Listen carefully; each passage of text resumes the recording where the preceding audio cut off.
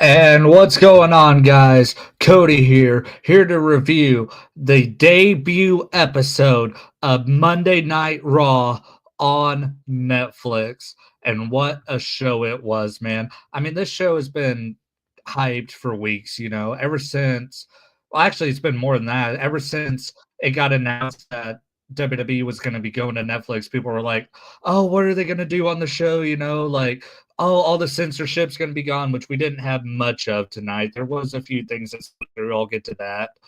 Um, but the other thing we're hyped for was, oh, there's not going to be as many commercials. And it felt like there wasn't that many commercials tonight, which I definitely think was a plus. Yeah, dude, it was a good show. Definitely worth the hype. It felt like a pay-per-view. I really hope my internet is cooperating, but it doesn't look like it is. But yeah, dude, like super great show. And I'm hoping that next week isn't exactly the same, but it's pretty close. So, guys, let's get into this show. And I know my internet is being super terrible right now, so bear with me. I hate Cox Internet with a passion, dude. I want to do more live streams, but this thing just sucks. But while I'm here, I'll talk about the show. Let's get into the opening video package. It was a video package that was narrated by Triple H, and it was all right. Like I didn't really like care about it that much because I watched it earlier in the day, actually. So I was like, okay, like why are they showing this again? But it was basically like a video package covering the history of wrestling. And the cool thing about it though was they had this curtain, like a four corners curtain that was around the ring that was playing the video package while people were like watching it in the arena. So that was pretty cool, like that they were able to do that. That Intuit Dome in Los Angeles just looks like it has a lot of cool features. Um, I'm an Oklahoma City Thunder fan, so I don't ever watch Clippers games unless the Thunder are playing the Clippers. So I had no idea how sick this new arena was. And yeah, dude, it was awesome. I if I lived in LA, I would definitely try to go to like a concert or a show there because yeah, that thing looked really cool. So after they show that opening video package, the fireworks go off and the curtain drops down, and Triple H is standing in the middle of the ring. And if you've seen one Triple H rah rah speech, you've seen them all. It's basically him going, "Are you ready?" And then saying, "Welcome to Netflix," and basically like the same stuff that Triple H does every time he comes out to give a speech. Are you ready? All that crap. So it's nothing new, but it's always like a hyped way to kick off the show, I guess. And as he's doing that, a bunch of fireworks go off in the ring, and he was standing dangerously close to those fireworks when they were going off. And I was like, damn, dude, you got a pacemaker. Why would you be doing something like that? Because that would scare the shit out of me. And after Triple H exits the ring, the arena goes fully dark, and then you hear, if you smell what the Rock is cooking. And the Rock comes out with the People's Championship. You know, basically, like, you could already tell it, like, man, he's kind of acting like a good guy here, like, he is smiling, high-fiving the fans. And I'm like, man, last time he left, he was kind of a jerk to the fans and to the people. So, like, why is he being cool all of a sudden? And it turns out that The Rock is basically a baby face. Like I say, he makes his rounds around the ring, hands the People's Championship to his daughters, and then he gets into the ring, and it was basically like him giving a quarterly earnings call in the ring, talking about, oh, the largest gate, TKO, all this stuff, like our partnership with Netflix. It was The Rock just being super corporate. Like, I was just like, dude, like, can we get on with the show? We don't really need this self fellatio in the ring.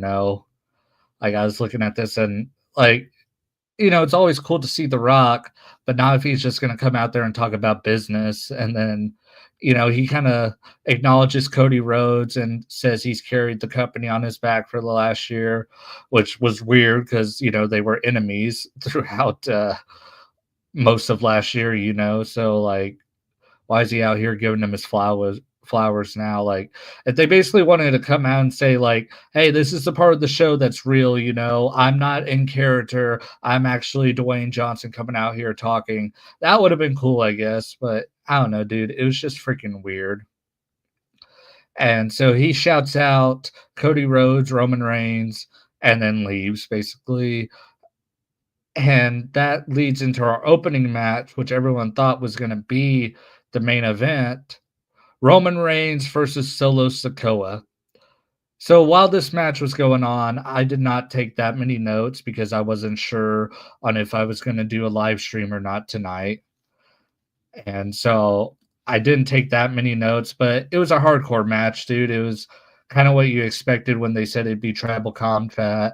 There was chairs, there was kendo sticks, there was weapons, and they used all of them in this match. It was like not a bad match. It was way better than like that Roman Reigns Jey Uso match at SummerSlam. And I don't know, man. This whole show like had a lot of good matches.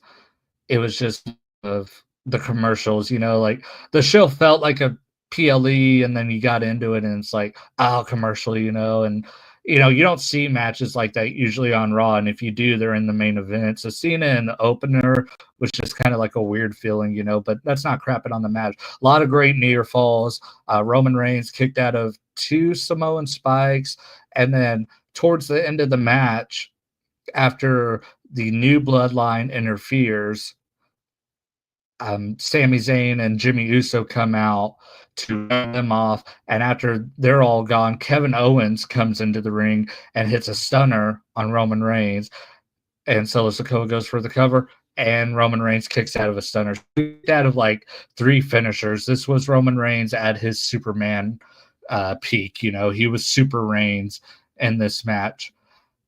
Kevin Owens tries to help out Solo Sikoa, and Cody Rhodes comes out and fights off Kevin Owens. And pretty much as soon as Owens and Cody Rhodes were gone, Roman Reigns hit a spear and beat Solo Sikoa and got the Ulufala back. And the thing was, Paul Heyman was about to place the Ulufala around Roman Reigns' neck, but The Rock comes back out, and it wasn't like his entrance music hit or anything. He just walked out. Like no entrance music at all. The only reason you saw The Rock was the camera captured him walking out of the tunnel. And he instead asked Paul Heyman if he can place the Ulafala around Roman Reigns' neck, which he does. And then they shake hands in the middle of the ring, which you guys would know because it's the thumbnail for this live stream. And as that was going on, Roman Reigns is, posing to the crowd and all that. And The Rock is standing off in the corner. And I was like, oh, he's about to like run up and like, elbow him right in the back of the head or something. But no, The Rock just stood there while Roman Reigns was getting acknowledged. And I was like, huh, like, I don't know. It was just weird, dude. Like, I was like looking at it, I was expecting him to drop the boom and nothing happened. Which makes me think The Rock is not gonna be at WrestleMania, dude. If he didn't really do anything to set up a feud and he was just out here giving corporate speak, which, I mean, I guess you expect because he is on the board of directors. I don't know, dude. I was just like, he's gonna hit him or something, and then they cut to commercial, and I was like, "Oh, I guess he's not." And while that commercial break was going on, right in the middle of it, I don't know if it did this to anyone else, but it did for me. It was commercial, and then they had the outline of the lucha mask, and I was like, "Oh, they're back from commercial, and they're airing another Penta vignette." And this one spelt out Penta, so it is confirmed he is coming to WWE. We all knew it over the last couple months anyway with the video packages. I said months, I meant weeks. the video package. We all knew it was Penta, but this time they spelt it out for you. But right after that, they just kept airing with commercials. So I guess that was just to make sure you were paying attention, I guess. We cut back from that commercial break and they start showing celebrities uh, in the crowd. And they did this like 3 or 4 times throughout the night. They showed celebrities and they showed like WWE legends. Like they showed Michelle McCool, they showed Nikki Bella, they showed X Pac. Like they showed a bunch of people, and then people on the current roster like Naomi, Bianca Belair, Braun Breaker, Tiffany Stratton. But then they showed like actual celebrities too, and I'm just gonna list off some of them. And if I don't list off your favorite one, it's because I've never heard of them. Like, because they were showing some people in the crowd, and I was like, "Who the hell is that? I have no idea who that is." But they showed Gabriel Iglesias, Ashton Kutcher, Michael Che, Seth Green, Macaulay Culkin, O'Shea Jackson Jr., Bill Simmons, Vanessa Hudgens, and Stephen Amell. A person that I was like, oh damn, I was shocked to see him there was Macaulay Culkin, and he got the loudest pop of the night. He got a louder reaction than Cody Rhodes, Roman Reigns, The Rock. I mean, people were excited to see Macaulay, and I was like, dang, like I know Home Alone's a popular movie. I didn't think it was this popular. I mean, I knew it was that popular, but I didn't think he would get that big of a reaction. By the way, if you guys have not seen that Celebrity Jeopardy episode with Macaulay Culkin and Becky Lynch, you guys should go on Hulu and watch it because it's a funny episode, dude. But yeah, that's basically all the celebrities they showed. It was cool seeing Gabriel Iglesias. I like him. I like Vanessa Hudgens, O'Shea Jackson Jr. If you guys have not listened to his podcast with the dude from the Rich Eisen show, you guys should listen to that show because it's really good. They just had Dominic Mysterio on there a couple weeks ago. It was a great interview. And on their debut episode, they had CM Punk. So after them showing all the celebrities, this was at like the top of the 8 o'clock hour. So the first hour of the show was Triple H, The Rock, and the Bloodline match. So at 8 o'clock, John Cena comes out, and while John Cena is making his entrance, there's like a drone shot outside with I think it was John Cena's logo. I wasn't paying too much attention to it because I was trying to write down my note. But yeah, it was a drone shot of something with John Cena. I don't think it was Never Give Up. I think it was Hustle Loyalty Respect. I can't remember. But as John Cena makes his way out to the ring, the crowd starts chanting, "Thank you, Cena," as he's talking about the deal with Netflix. It was more big Hollywood guys coming out giving quarterly earnings calls. But yeah, John Cena's out there talking about the deal with Netflix. And then he starts talking about his history with Los Angeles, how he moved out there when he was young. The prototype originally originated in LA. John Cena won his first world championship in LA, and now he spends a lot of his time out there making movies. John Cena then starts talking about who he could possibly face at WrestleMania. He lists opponents and then he kind of pauses in between crowd reactions, which kind of makes me think they were gauging on who people want to see John Cena against the most at WrestleMania. So he goes Drew McIntyre, people pop. He says CM Punk, people pop even louder. And then he goes Cody Rhodes, and that got the biggest reaction of the night. He said some other people, but of the matches I want to see John Cena have at WrestleMania, number one is Cody Rhodes. I want to see Cody Rhodes and John Cena at WrestleMania so freaking bad, dude. I think they would have a hell of a match, and it's this generation's John Cena versus the original John Cena. I really hope that's the direction they're leading to. And based off the crowd reaction tonight, I think a lot of people want to see that match. And Triple H is pretty smart. I think he will give the people what they want. And what the people want, I think, is John Cena winning the Royal Rumble. John Cena, after he lists off the list of people he could face at WrestleMania, he says, or could I try to win my 17th world championship? And he goes, it's not going to happen. As you know, there's a streak going on. And it's not like Gunther's streak or The Undertaker's. It's a 5-year losing streak. And he said he hadn't won a match in 5 years. He hasn't won a singles match in 5 years. He won a tag team match less than a year ago on Raw with The Miz and R-Truth. He won tag matches, but he won a singles match in 5 years. But John Cena says it would take a miracle for him to be able to win his 17th World Championship. And a miracle just might be a Royal Rumble win. And so John Cena declares for the 2025 Royal Rumble. He is the first person to do so, and I think he is the favorite. Like guys in the chat right now, who else do you think could win the Rumble other than John Cena? Like Rock, maybe CM Punk. Like John Cena to me is the favorite to win the Royal Rumble. And as a guy who is a huge fan of John Cena, I want to see it really bad, and I want to see these two go at it. You see, I got Cody Rhodes and John Cena both behind me. They sit behind me on every live stream.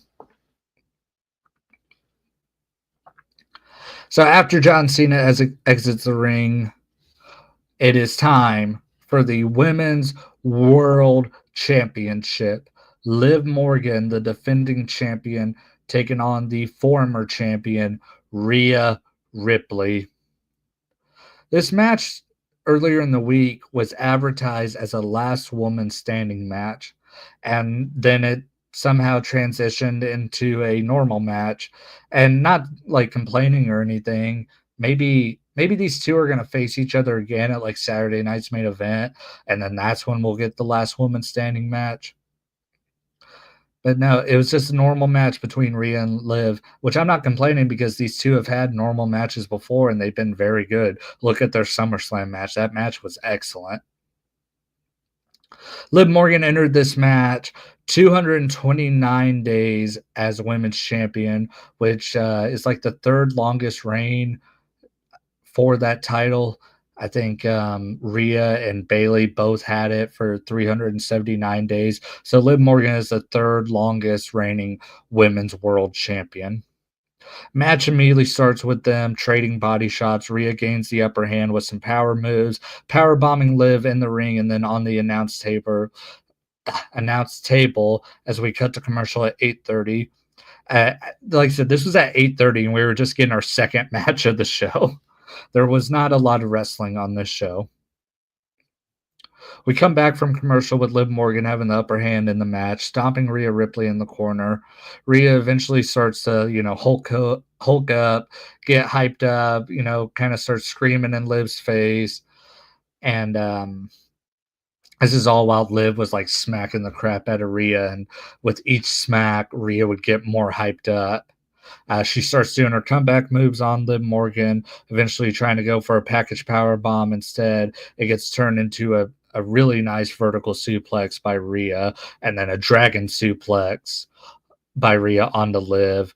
And then we get our first pinfall attempt by Rhea Ripley, and Liv Morgan kicks out. Liv hits a nice backstabber, followed by a tornado DDT out of the corner. Two count. Crowd starts to chant, "Let's go, Rhea." Rhea hits a riptide out of nowhere. Liv Morgan kicks out. So that made Liv Morgan look pretty good. The fact that they let her kick out of the riptide. I think did she kick out of one at SummerSlam, or is that when the referee got distracted? I can't remember. But yeah, whenever Rhea hit the riptide, I'm like, damn, this match is ending early. I'm like, this is on Netflix. They got plenty of time to do stuff now. But no, Liv Morgan kicked out. So I was like genuinely shocked. I was like, dang. Dominic Mysterio slides the Women's World Heavyweight Championship. Why did I say heavyweight? None of these women are heavyweights. Dominic slides the Women's World Championship in the ring. And while he's doing that, on the other side of the ring, Raquel Rodriguez is sliding in a chair. And so the referee picks up the Women's Championship and, hands it to one of the officials on the outside of the ring, and she's yelling at Dom. So she doesn't see that Raquel had put in the chair. And Liv and Rhea make their way over while the referee is distracted, and Liv hits Oblivion on Rhea onto the chair, but only gets a 2 count. Oh, my throat's getting dried up there. Liv then hits the Three Amigos on Ripley. Very, very impressive to me that Liv Morgan was able to hit Three Amigos. Like, not because Rhea's like heavy, but more the fact that Rhea's tall. Like Liv Morgan be able to hit somebody with the Three Amigos that's way taller than her. I don't know. I just found that very impressive. Liv Morgan has had a lot of good in-ring moments in the ring this year. A lot of people act like she can't wrestle. She can go, man. She's good. Like I wish people would give her flowers. She had a great run with the women's championship, and she's getting really good in the ring. Liv goes to the top rope, hits a frog splash, and then she tries to go for Oblivion again, but uh, Rhea like overpowers her. Like, you know how Liv pulls back on the Oblivion? Instead, Rhea pulled on her to counteract it, and they're staring at each other, eye to eye, and Rhea's eyes start getting wider, and she's getting intense. And she hits Liv Morgan with a riptide right in the middle of the ring, then goes for another one, covers Liv Morgan, and Rhea Ripley is your new WWE Women's World Champion.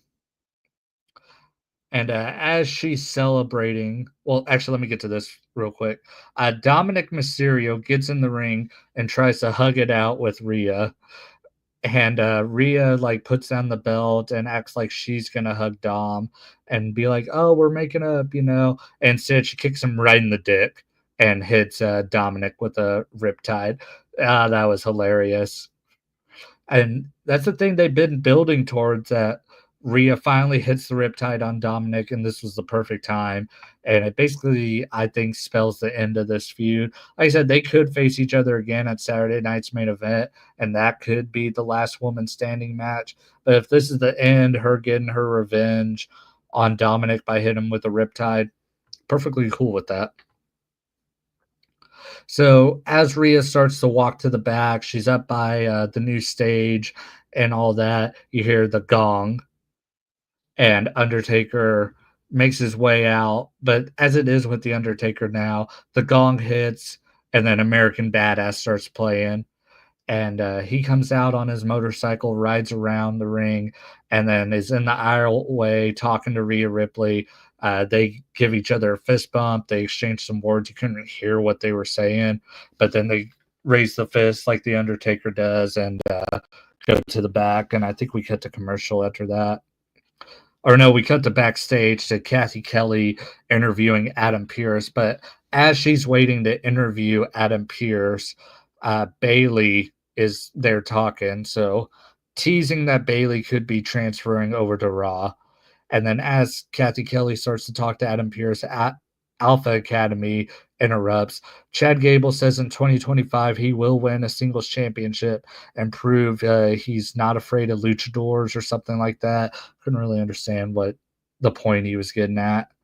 But Adam Pearce is like, "Oh, you think you're better than luchadors? Well, I'm going to put you in the ring next week with a really good luchador." So they're setting up for Penta's debut next week on Raw against Chad Gable, and that's basically like the perfect dance partner you can put Penta with. I mean, Chad Gable's a fantastic wrestler. There's not, there's worse people you could put Penta in the ring for his debut, and if they give them time, I think this match will be very good. So looking forward to that next week. Next up, Jey Uso versus Drew McIntyre. Travis Scott comes out before Jey Uso makes his entrance. He has the Hardcore Championship over his shoulder, and he's smoking weed while they're making Jey Uso's entrance. Like he's just walking down the aisle, smoking weed and stuff while Jey Uso's doing his eat. And I was like, "Damn, I'm really surprised they're, like, not cutting away from the crowd," but like I said, it's on Netflix, so it's not like they really have to give a shit now, you know? I will say Travis Scott's a fucking douchebag, though. I think he's extremely overrated. Like, that song that they have as the theme song now for Monday Night Raw, it's one of his songs, and I'm like, I don't really like this. I don't think Travis Scott's that good. It was cool, him coming out with the Hardcore Championship, though. I was like, it's time that that championship got some love. I was just listening to, an interview about or an interview with, R-Truth earlier. He was on a Chris Van Vliet's show, and they were talking about the 24/7 championship, and it got me thinking about the Hardcore Championship and stuff like that. So it was cool to see it on the show tonight, especially, he's got that Cactus Jack nickname, and we all know who the real Cactus Jack is, and he's the one that's synonymous with that hardcore championship. As Jay's making his entrance, they cut to commercial, get back from commercial, and Drew McIntyre makes his entrance, and Jay does not allow Drew to make his full entrance. Um, like Drew's like about to get in the ring, and Jay just clobbers him with a tope suicida. And the beginning of this match, like, they brawled on the outside of the ring and stuff. It was just kind of a slow, like the brawl wasn't really anything special when we see, great brawls every other week. So like this was just kind of like, man, like get on the match. Like of all the matches tonight, this was the one I cared the least about. So it's kind of hard for me to get into it. This was the match where I was like, okay, I got to get up and get something to eat, because I'm going live later.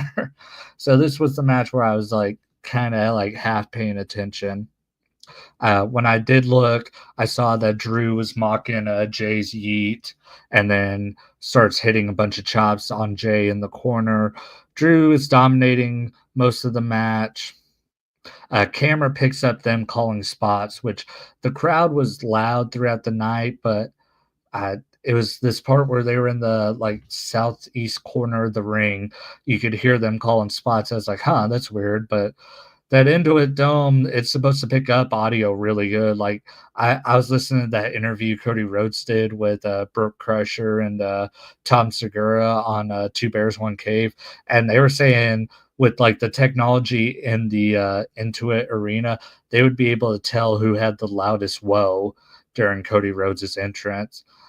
They were also talking about like Burt Kreischer said this that apparently like you pay like with like they have like facial recognition and stuff, and like say you like went to go like get something out of a vending machine or something, they just scan your face and charge you that way, like from your seat or something like that. It was confusing the way he explained it, but it sounded insane. I was like, damn, dude, like it's cashless and cardless. Like they just got your face and that's how they like charge you. I'm like, dude, that's insane.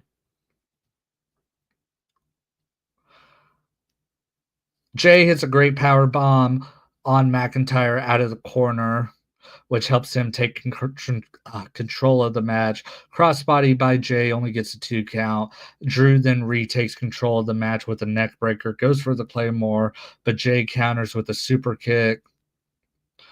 Jay goes for the Uso splash, but Drew manages to get his knees up and roll over, picks Jay up, hits a spine buster, turns into one of those like jackknife pins. Like you've seen Drew McIntyre do it where he goes for the power bomb and then flips his body over while still hooking the legs. And it's one of the coolest pins in wrestling. And him being able to do that with such a low center of gravity because he's a tall dude and they're down on the mat and he does that flip over. That's insane, dude. Like Drew McIntyre's a freak athlete. Like every time I see him do that pin, I'm like, holy shit. What's up, man? How are you doing? Thank you for joining me and thank you for participating in the live chat. I am talking about Drew McIntyre versus Jey Uso right now. And I'm talking about this fantastic pin that Drew McIntyre hit after the power bomb. Let me look back over my notes because I kind of lost my place now. And then as they get up, Drew McIntyre hits another power bomb, goes for another 2 count, and Jay obviously kicks out, and the crowd starts like splitting who they're chanting for. Like they're chanting for Jay, they're chanting for Drew as they're in the ring exchanging chops. Future Shock DDT by Drew for only a 2 count. They start like exchanging big moves like Future Shock DDT, and then Jay hits a spear, kick out. Then Drew McIntyre hits a Claymore, kick out. They just started spamming finishers basically. And then Drew McIntyre tries to go for a second Claymore. And as he's doing that, Jay's like standing up and he's like wobbly and stuff like that. And as McIntyre goes to hit that Claymore, boom, Jay just collapses on the ring. And so McIntyre gets frustrated. He goes back into the corner and starts doing his counting gimmick. And Jay like gets his knees. He doesn't like fully get to his feet. He just gets the knees. And so McIntyre's like good enough and tries to go for the Claymore. But as he does that, Drew or Jay counters it into a crisp pin and gets the win. Jay Uso beats Drew McIntyre on the debut episode of Monday Night Raw on Netflix.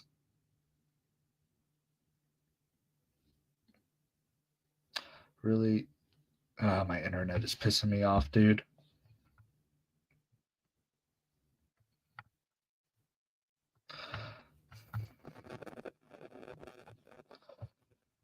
So after that match, a video package plays for Gunther, and it's basically like a video of Gunther working out. Like I was looking at it, I'm like, dude, this is freaking weird. Like, I mean, it's a good way to get him on the show since he's not on the show. But I was like, who like I'm lagging a lot. I know. I have really shitty internet, dude. I'm really sorry about it lagging. I got it set to a low resolution and everything. Nothing streaming in my house. Like no one else is awake. It's just I Cox internet is on my shit list.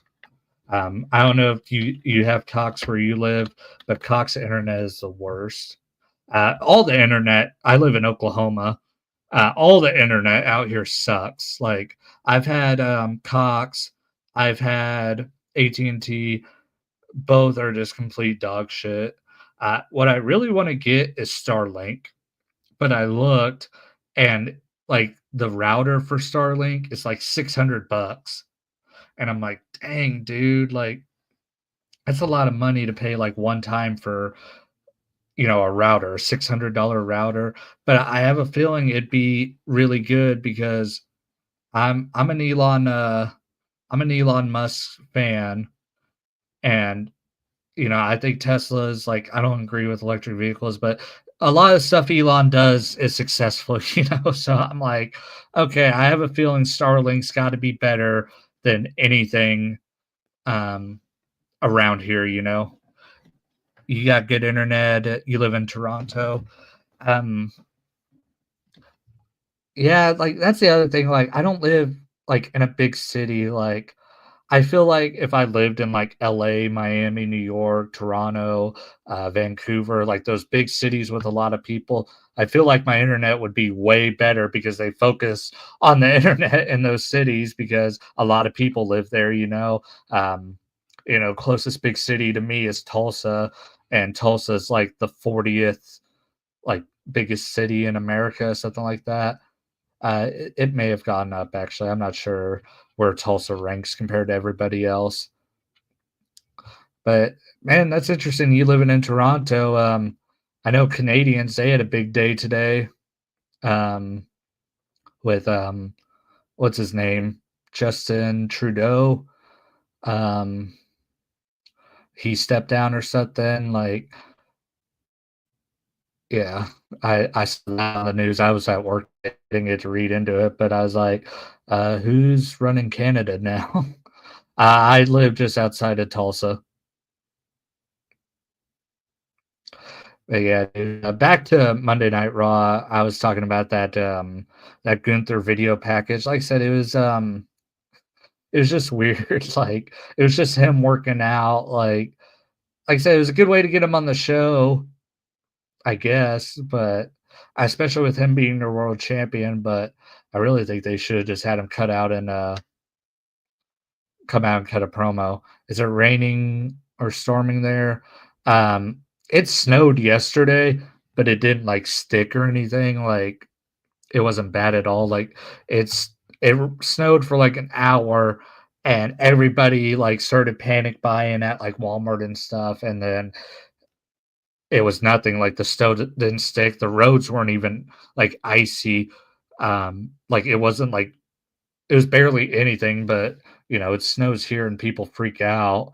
Um, it was, like, cold as fuck today, like, when I got to work this morning, it was, like, 9 degrees, and then when I got home, it was, like, 14 degrees, and, yeah, it was cold, but, like, the roads weren't bad at all. Yeah, man, Canada is worse. Oh, yeah, I know, like, the further north you get, the more snow you got, like Canada, Buffalo, New York, Wisconsin, Minnesota, like all those places get terrible snow. Like I'm not complaining. Like Oklahoma can get some like bad snow, but it's never like anything like in like Canada where it like covers like people's like front doors. We had like bad snow like 2 years ago where it was really bad. Like it covered my whole foot. But it's never been like where it, like, could cover a person. Let me see if I can find this video actually of my neighbor.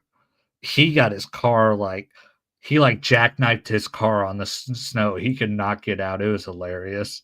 I was, like, filming it through my window, and I don't really feel bad about showing this because this dude's a jackass, and he doesn't live next door to me anymore. Window. Here, I'll show you. Oh, oh, crap. Uh, Thank God you guys didn't see no dick pics. Here we go. Share screen, photos, play. Like this is like as bad as it got, I guess.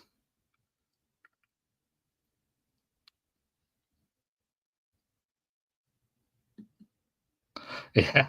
Like, yeah, he was out there for like 30 minutes trying to get it out.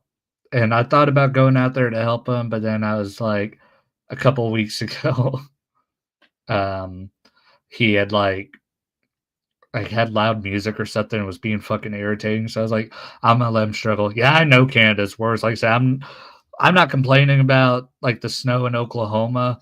Um, I know like places have it way worse than us. It's just more of we don't get it here often. Like we definitely don't have it where like people could like go snowmobiling or even like snowboarding or anything. See, I want to go up to like Washington or or maybe somewhere in Canada. I'd have to get a passport first. But I want to go snowmobiling, dude, because it looks like it'd be fun.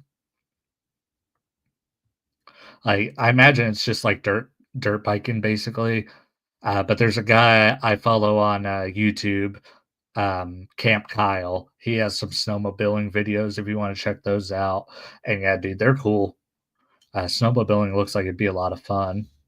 And I imagine when snow's like really bad, I imagine when snow's like really bad, that's probably like the only way to get around is a snowmobile for you guys. Do we get a lot of storms? In the springtime, we do. That's when we get like tornadoes and stuff like that. Um, from like May to like September, that's like the worst time for storms, really. But like where I live, we don't. Like, we get a shitload of rain, but, we haven't had a tornado near here in a long time. Um, the so I live in Northern Oklahoma. Southern Oklahoma is where they get fucked up by tornadoes. Like, if you've heard about Moore, Oklahoma, like that one of I think it's the deadliest tornado in history, 2013. That's in like really southern Oklahoma. We had the bad one in Sulphur, um, which is also like that's even further than Moore. It's like basically Texas. Um, Like, those are the areas that get a lot of tornadoes. We did have one that went through, Claremore, Oklahoma, which is, like, 30 minutes away from me. That was, like, an EF3, and it tore that town up, but no one died from it, but it did cause a lot of damage out there. So that's, like, the closest one's gotten to, like, the Tulsa metro area. Uh, you've heard Texas is worse? They probably get more tornadoes just because they're way bigger. You know, Texas is a huge state, uh, especially compared to Oklahoma. But I think Oklahoma, like per capita, gets like worse tornadoes, like in terms of death and damage and stuff like that. You heard about that big tornado that happened? There's a lot of big tornadoes that happened. Um, if you'll, if you can give me like the city, I might know what you're talking about. But yeah, like this year was like the worst, like not the worst, but it was the closest I'd been to seeing tornado damage because like I said, Claremore is not that far from me. So I went up there and looked at the damage like the day after it happened, and it was pretty gnarly. One of the gyms I go to is actually up there, and there was is it Houston and Dallas? There was a tornado in Dallas. Um, it was like almost 3 years ago. Um, because when I went down to Dallas for WrestleMania 40, or not WrestleMania 40, WrestleMania 38, the one with Stone Cold returning, like a month after, or not even a month, like 2 weeks after there was a tornado. Um, it was probably like on the outside of Dallas. Like Dallas is a huge city, and the thing with tornadoes, I don't think they like it's hard for them to form in metro areas because of because of all the buildings and stuff. It's tough for a tornado to touch down. But Dallas does have like some outskirts where a tornado could touch down. Houston has tornadoes too, but Houston's also right next to the ocean, so they get fucked up by hurricanes too. But they're not like close together. Like Houston and Dallas are like 5 hours apart from each other. Because from my location to Dallas, it's like a 4-hour drive. From, my location to Houston, it's like an 11-hour drive. But yeah, dude, tornado like, dude, I imagine tornadoes are, like, rare up in Canada because I know they're, like, down in the South is where they're, like, common in, the United States. Oh, yeah, I work in Tulsa. So, yeah, I've been to Tulsa. Um, yeah, like I said, Tulsa's the biggest, city near me.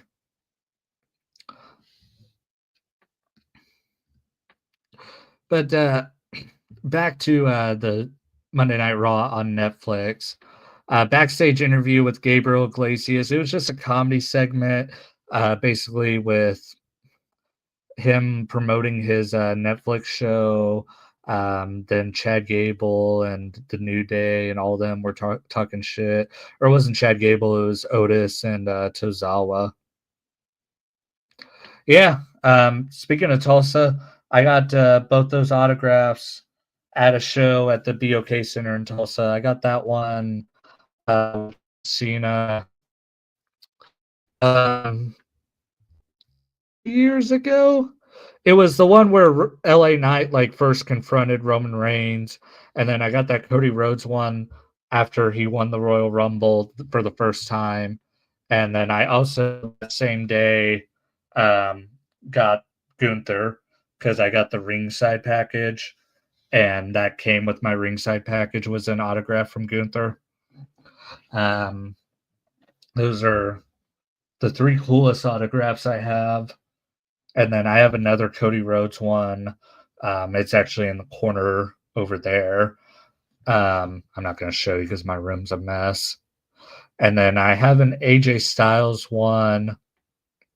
Um, I think it's in my spare room.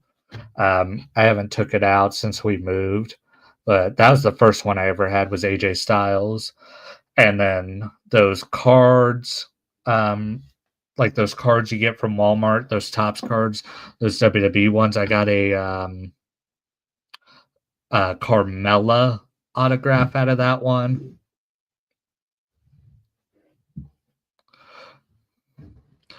Yeah, my room's a mess right now. And then let me see if I have these in here. I don't think I do. Oh yeah, I do. I got these when I was 15. It was at a cricket store that opened in Broken Arrow, Oklahoma. It's Becky Lynch and Sasha Banks, now known as Mercedes Moné, obviously.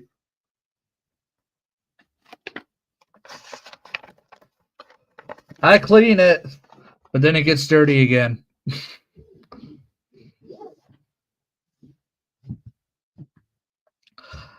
Hulk Hogan comes out with Jimmy Hart to cut a promo.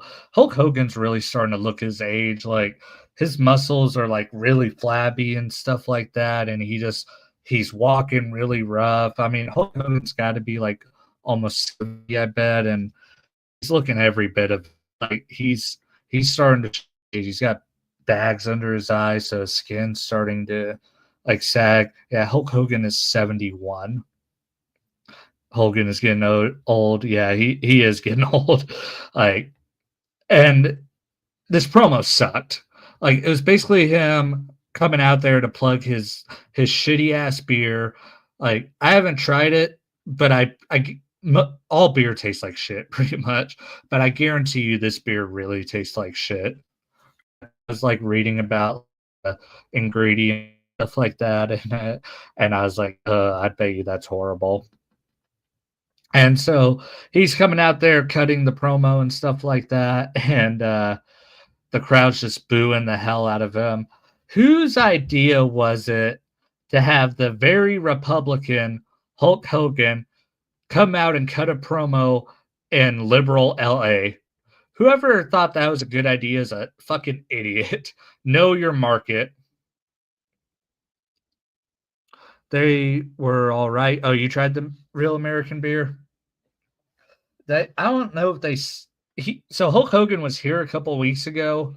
Um, he was at he was doing like a tour like of his beer, so he stopped at like some grocery stores and some liquor stores, and there was like lines like out the gate to like or like outside like to meet him, like because I was off that day and I was like, like I don't even like Hulk Hogan, but it'd still be like cool to like get a picture with him, like so I was like, I'll go check it out. And I saw the line was like wrapped around the building, and I was like, dude, it's freaking cold out. I ain't standing out here to get a picture with a dude that I don't even really think is that cool. Um, and then yeah, they were like selling cases of real American beer, but I never see like excuse me, I never see his beer in the liquor stores, so maybe it's just now getting in Oklahoma. But yeah, it was just him out there plugging his beer, and the people are tired of seeing Hulk Hogan. Okay, bye now. I have to go to bed. Well, thank you for joining me, man. Thank you for participating in the chat. I hope you have a good night. Sleep well. Oh, it's probably almost midnight where you're at, huh? Isn't Toronto on Eastern time? Yeah, man. Get to bed. Have a good night. But after Hulk Hogan goes to the back, they do more crowd shots of more celebrities. They were showing people in the crowd, like wrestlers, and they showed Dakota Kai and Lyra Valkyria, who was sitting next to Michelle McCool. And oh my God, Lyra looks so fucking good, dude. Oh my God, she's fucking hot. I would commit crimes for her. They also show Stephanie McMahon in the crowd. Great to see Stephanie back. I would love to see her like back as an authority figure. I don't think it's going to happen, but it would be cool. Um, I hope Stephanie does like more podcast interviews here soon because she's a very interesting person to listen to. So it's now time for our main event of the evening: CM Punk taking on Seth Rollins. People did not get their wish of the ring announcer going, Seth fucking Rollins. We got Seth freaking Rollins instead.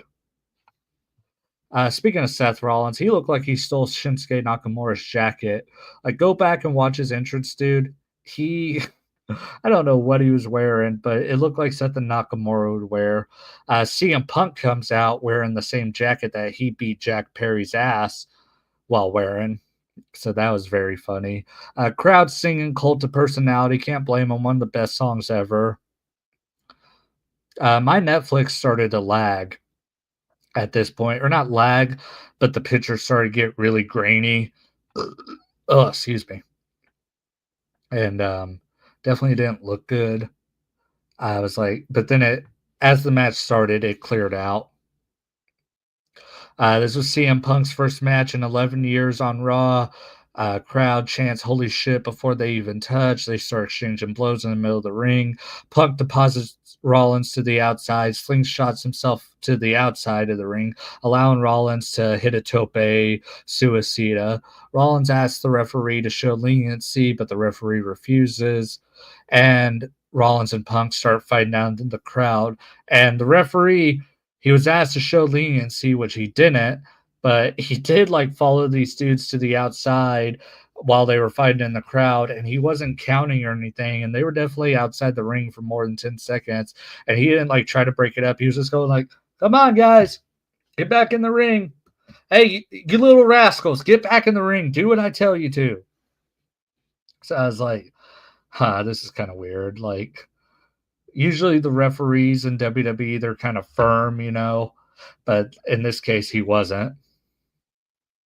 And it wasn't even like how it was at WrestleMania where The Rock was like, hey, you count this the wrong way, I'll fire you. It's like, it's not like CM Punk or Seth Rollins have any power. They can't fire this ref. I guess they could fuck him up, but that's about it. They get back in the ring. Rollins starts pouring elbows onto Punk after Punk tried to get a GTS.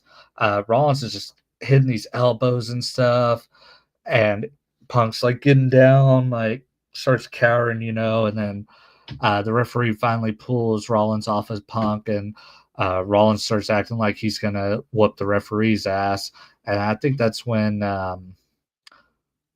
they didn't cut the commercial. Punk got up and hit Rollins with a big boot after he turned around from talking to the referee. They get to the top rope, both of them, and it allows Punk to hit a swinging neck breaker from the top rope.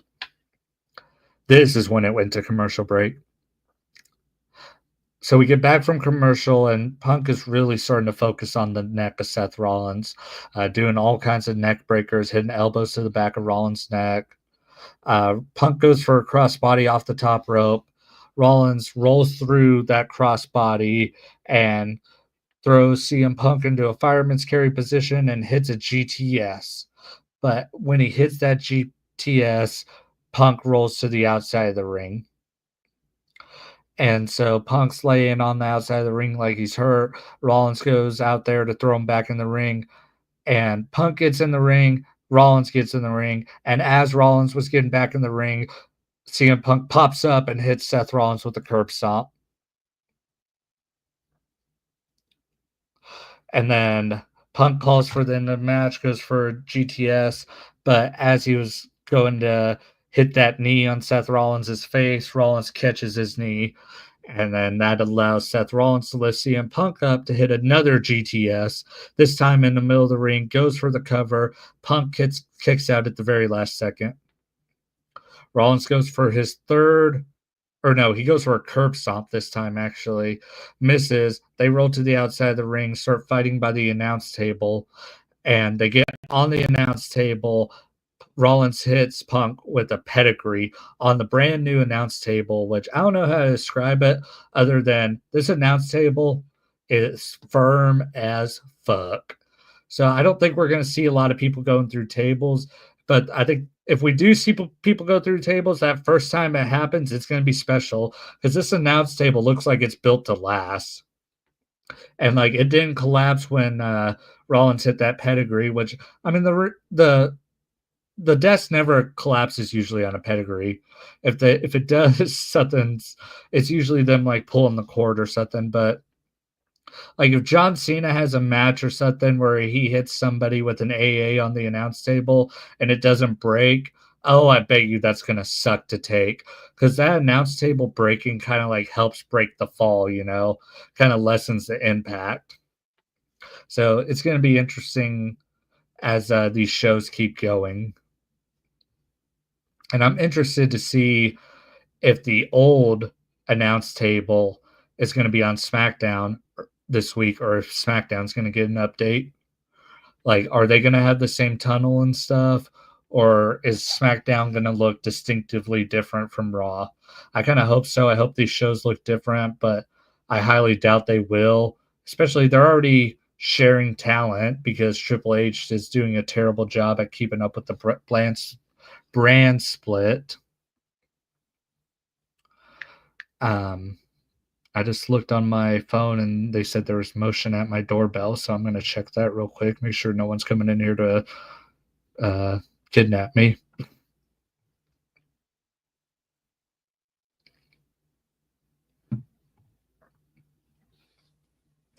But yeah, dude, like this match, like I say, it was no, it's just a cat out there. This match rolled to the outside. They rolled back into the ring inside after Rollins hit that pedigree on the announce table. Rollins hits a second pedigree inside the ring this time. And Punk kicks out. So Punk has taken 2 GTSs, 2 pedigrees, kicks out. So there was a lot of like fuckery going on with the matches tonight. Like I was talking about Roman Reigns and how he kicked out of a stunner and 2 Samoan spikes, and I think he kicked out of another finisher. I can't remember. Oh, he kicked out of Jacob Fatu's moonsault. So Punk and Roman, they were being Superman tonight. Let's see, back to my notes. Rollins really starts selling his knee after the pedigrees. These two start to like fight on their knees, like exchanging blows as they're on their knees, and then they start slowly rising up. Rollins hits a beautiful discus elbow to Punk's face. Punk counters out with a right kick to the head, which I think, because at the end of the match, Rollins was bleeding like right here, like along his ear and stuff like that. I really think that was from the kick from Punk.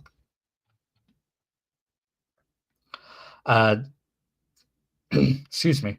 Punk counter or corners Rollins into the northeast corner of the ring, but as he gets up to start like hitting Rollins on the face and stuff, Rollins turns it into power bomb position, but instead turns it into a buckle bomb and then a curb stomp. But Punk doesn't kick out of this curb stomp. Instead, he gets his feet on the rope. Crowd starts to chant, "This is awesome." Rollins places Punk on the top turnbuckle. While he's doing that, the crowd then starts chanting, "Fight forever." Punk punches Rollins off the top rope. Rollins gets frustrated, jumps up to the top rope like lightning fast and hits a Falcon Arrow. He hits the vertical suplex and then tries to roll through for the Falcon Arrow.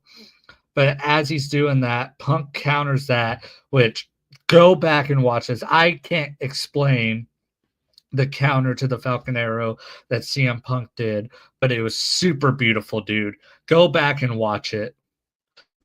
It was insane. Absolutely beautiful. CM Punk hits the G on Seth Rollins in the middle of the ring, and CM Punk wins the first ever main event on Raw on Netflix. Hell of a match. And a pretty good show that was definitely bookended by the opening match and the closing match. I swear to God, dude, my internet is pissing me off. I just got another thing saying the connection was bad. But yeah, it wasn't like I have it in the title "Greatest Raw Ever" because I figured people would be searching that up. I don't think it was like it was a good episode of Raw, but it's more of like Raw's not going to be like this every week, you know. So I feel like people will be disappointed by that. Like say like next week when Raw isn't this hyped. But it was still a good show, you know, and I'm definitely excited for next week. We're gonna have Damian Priest versus Finn Balor in a street fight. Ludwig Kaiser versus Sheamus, which is going to be a hard hitting match. That match will benefit from the limited commercials. And then Lyra Valkyria versus Dakota Kai. Oh, excuse me. For the Women's Intercontinental Championship. But guys, I'm checking Twitter just to make sure I didn't miss any news. Rhea Ripley said in the post-show press conference, tonight ended her feud with Liv Morgan. Roman Reigns was asked on a possible match with The Rock. He says, "We're going to let the internet do its thing. We'll see." Rhea Ripley did a yeet at the end of her press conference. John Cena, he gave some answers. I guess he opened the press conference. I'm just looking through my Twitter timeline. I don't see anything right now. Punk cut a promo after the match and said, "Anyone who said I wasn't shit, look at me now." I mean, doesn't look like there's anything like too noteworthy. Punk ate some donuts in his post-show press conference. He's always eating something in those press conferences, dude. But guys, I'm going to end the live stream here before my internet completely shits out and makes me go insane. Thanks for listening. Thanks for watching. Check out episode 77 of the Trainwreck podcast from last week. We talked about week 18 of the NFL, gave our predictions, which is kind of irrelevant now that the week has passed by. But we also talked about Morgan Wallen and Christian Cavalieri and the rumors going around them. Not rumors, actually. Christian Cavalieri confirmed it on an interview with Jelly Roll's wife on her podcast. So Morgan Wallen got some good PR. Me and Drew will be recording episode 78. I'll give you guys some previews of that. We're obviously going to be talking about the wild card round and giving our predictions. We're going to talk about some of the head coaches that got fired on Monday in the NFL, talk about some of the teams that narrowly missed the playoffs, like the Bengals. We're obviously going to talk about Skip Bayless and the lawsuit against him, along with some of the drama that happened with Joy Taylor and the allegations being made against her. So episode 78 of the Trainwreck podcast is going to have a lot of good topics to talk about. I also have in the headline, "Drunk Hat Story New Year's Eve." Yeah, I don't know. I must have wrote that on New Year's Eve because I don't know that story. I might have to text some of the people I was hanging out with on New Year's Eve and see if they can help me remember that story. Because, yeah, dude. I don't I have it written down. I guess I should have put more details. Uh, but alright, guys. Thanks for listening. Thanks for watching. Hope you guys had a fun time watching. Thank you for participating in the chat. Probably won't be doing another live stream next week, but if it's a good show, I might. Bye.